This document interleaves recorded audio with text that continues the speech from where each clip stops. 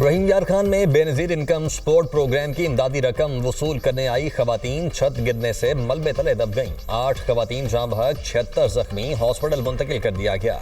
Rescue کے مطابق 200 سے زائد خواتین چھت پر موجود تھیں۔ چھت کمزور ہونے کے باعث گر گئی۔ میتیں شیخ زائد ہاسپٹل میں ورثاء کے حوالے کی جا رہی ہیں۔ ضلعی انتظامیہ کے مطابق شیخ زائد ہاسپٹل میں ایمرجنسی نافذ کر دی گئی۔ مشرق وسطی میں کشیدگی کے باعث ملک میں پیٹرولیم کی سپلائی متاثر ہوئی۔ اس وقت جہازوں کی آمد و رفت بند ہے۔ سیکریٹری پیٹرولیم کا سینٹ کی قائمہ کمیٹی میں جواب کہا۔ ملک میں خام تیل کے ذخائر 11 دن، ڈیزل کے ذخائر 21 دنوں کے لیے کافی ہیں۔ پیٹرول کے ذخائر 27 دن، ایل پی جی کے 9 دن کے ذخائر دستیاب ہیں۔ ہائی اسپیڈ ڈیزل کی قیمت $88 سے بڑھ کر $189 پر پہنچ گئی۔ پیٹرول کی قیمت $74 سے بڑھ کر $130 ہو گئی۔ حکام کا کہنا ہے پاکستان میں مقامی گیس کی سپلائی بلا تعطل جاری ہے۔ سب سے پہلے گھریلو پھر کمرشل صارفین کو گیس دی جا رہی ہے۔ قطر سے LNG درآمد کے 2 معاہدے ہیں۔ اس سال کے لیے ہم نے 2 کارگو فی ماہ موخر کروا دیے تھے۔ عالمی توانائی مارکیٹ میں غیر یقینی کی صورتحال برقرار ہے۔ ایران مذاکرات کرنا چاہتا ہے لیکن وہ شرائط سے مطمئن نہیں۔ مجھے نہیں لگتا تہران بات چیت کے لیے تیار ہے۔ امریکی صدر ڈونلڈ ٹرمپ کی میڈیا سے گفتگو کہا، ایران کی نیوی اور ایئر فورس کو تباہ کر دیا۔ تہران کو کسی بھی قیمت پر ایٹمی ہتھیار نہیں بنانے دیں گے۔ ان کی ڈرون سازی کی صنعت کو نشانہ بنا رہے ہیں۔ اتحادی ممالک نے مدد نہیں کی تو نیٹو کا مستقبل بہت برا ہوگا۔ آبنہ ہرمز کھلوانے کے لیے 7 ممالک سے بات کر رہے ہیں۔ آبنہ ہرمز کی حفاظت میں دوسرے ممالک مدد کریں۔ بیجنگ نے مدد نہیں کی تو چینی صدر سے ملاقات تاخیر کا شکار ہو سکتی ہے۔ چین اپنا 90% تیل آبنہ ہرمز سے حاصل کرتا ہے۔ ایران میں آپریشن ختم ہوتے ہی تیل کی قیمتیں گر جائیں گی۔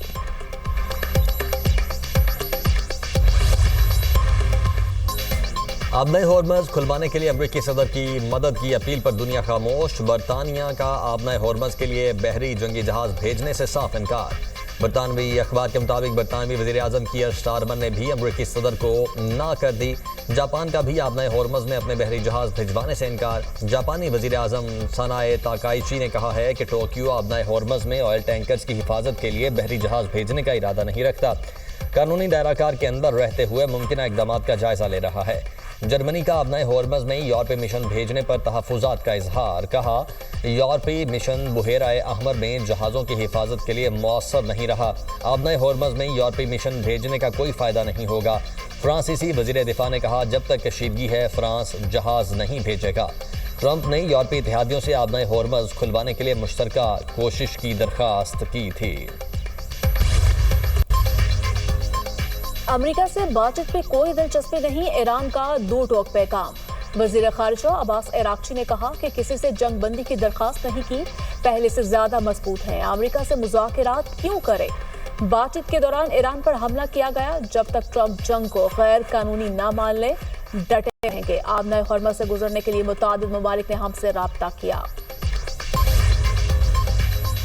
ٹرمپ نے کہا تھا ایرانی بحریہ ختم ہو چکی ہے۔ ٹرمپ ہمت دکھائیں اور خلیج فارس میں امریکی نیوی بھیجیں۔ پاسداران نے انقلاب کا چیلنج، کہا ابھی وہ میزائل استعمال ہی نہیں ہوئے جو 2025 میں تیار کیے تھے۔ پاسداران نے انقلاب کی اسرائیلی وزیر اعظم کو ڈھونڈ کر قتل کرنے کی دھمکی، کہا بچوں کا قاتل مجرم زندہ ہے تو اس کا پیچھا جاری رکھیں گے۔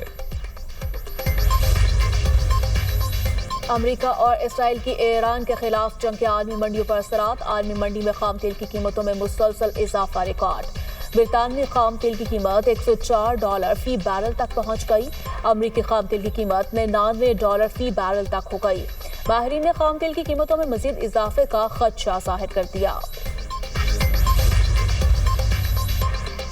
آبنہ ہرمز کی بندش اور مشرق وسطی میں بڑھتی کشیدگی۔ عالمی توانائی ایجنسی کا تیل کی سپلائی بحران کے پیش نظر ہنگامی ذخائر جاری کرنے کا اعلان۔ IEA کے مطابق رکن ممالک مجموعی طور پر 40 کروڑ بیرل تیل عالمی منڈی میں فراہم کریں گے۔ 27 کروڑ 17 لاکھ بیرل تیل سرکاری ذخائر، باقی تیل صنعتی اور دیگر ذرائع سے فراہم کیا جائے گا۔ مشرق وسطی کی جنگ نے عالمی تیل منڈی میں تاریخ کی سب سے بڑی سپلائی رکاوٹ پیدا کر دی۔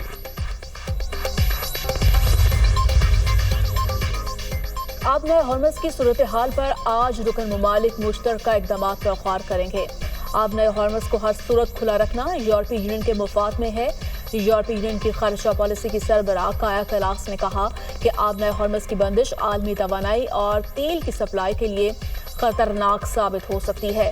یہاں سے گزرنے والا تقریباً 85% تیل اور گیس ایشیائی ممالک کو جاتا ہے۔ کھاد کی سپلائی متاثر ہونے سے اگلے سال خوراک بحران کا بھی خدشہ ہے۔ سیکریٹری جنرل اقوام متحدہ اینٹونی گوتریس سے بھی آبنۂ ہارمز پر مشاورت کی گئی۔ جتنی جلدی ممکن ہو آبنۂ ہارمز میں جہازوں کی آمد و رفت بحال کی جائے۔ فرانسیسی صدر میکرون کا ایرانی صدر مسعود پزشکیان سے ٹیلی فونک رابطہ۔ فرانس کا ایران سے پڑوسی ممالک پر حملے فوری بند کرنے کا مطالبہ۔ کہا لبنان اور عراق سمیت خطے کے ممالک پر حملے ناقابل قبول ہیں۔ فرانسیسی صدر کا خطے میں کشیدگی کم کرنے پر زور۔ ایران میں قید ہمارے تمام شہریوں کو رہا کر دیں، فرانسیسی صدر کا ایرانی صدر سے مطالبہ۔ ایران کے اسرائیل اور امریکہ کے خلاف حملوں کی 54ویں لہر۔ پہلی بار سالڈ فیول اسٹریٹجک سجیل میزائل کا استعمال۔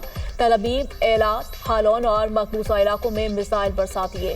گزشتہ 24 گھنٹے میں ایرانی حملوں سے 108 افراد زخمی ہوئے، متعدد کی حالت تشویشناک۔ اسرائیل میں بڑے پیمانے پر تباہی، متعدد مقامات پر آگ بھڑک اٹھی۔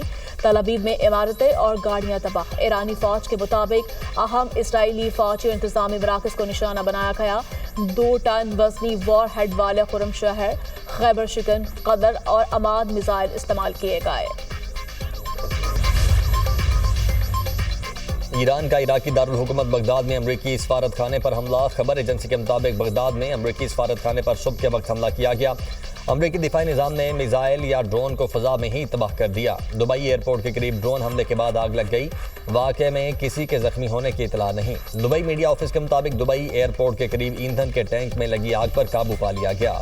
ڈرون حملے کے بعد طیاروں کی لینڈنگ عارضی طور پر معطل۔ سعودی عرب کا 1 گھنٹے میں 37 ڈرونز تباہ کرنے کا دعویٰ، کوئی جانی نقصان نہیں ہوا۔